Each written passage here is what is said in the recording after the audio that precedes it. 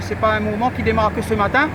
Ça fait déjà une semaine qu'on a posé un préavis de grève illimité sur le plan de titularisation du personnel qui ne nous convient pas du tout. Alors nous, on réclame concrètement que la direction revoie sa copie.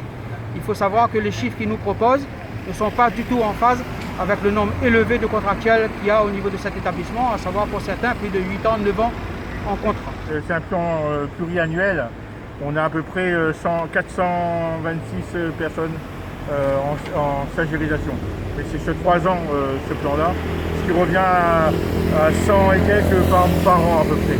Or, on considère que c'est largement insuffisant au regard des tableaux qu'on a nous, avec les personnels qui, comme vous a dit mon collègue, qui a plus de 5 ans, 6 ans, voire même 7 ans d'ancienneté dans cet établissement. Savoir que quand on était en Copermo, le Copermo, si vous voulez, c'est quand l'hôpital était en déficit. On ne pouvait pas, on devait maîtriser la masse salariale. Et donc sans stagiairisation, c'était ce qui était prévu à l'époque. Or, ce Copermo est terminé, donc on n'a plus de restrictions à ce niveau-là.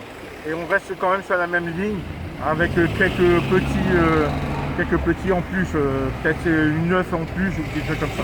Donc on considère que c'est pas un vrai geste, alors que pendant 5 ans, tout le monde a contribué à faire en sorte que cet hôpital puisse tourner.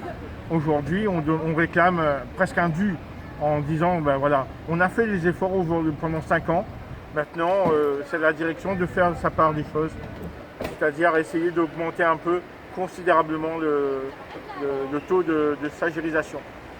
Nous avons dans cet hôpital à peu près 993 postes vacants. Qui dit postes vacants, c'est des postes budgétés par rapport au fait qu'ils devraient être occupés par des fonctionnaires. Donc si on a ces postes qui sont budgétés, pourquoi ne pas mettre les contractuels sur ces postes-là?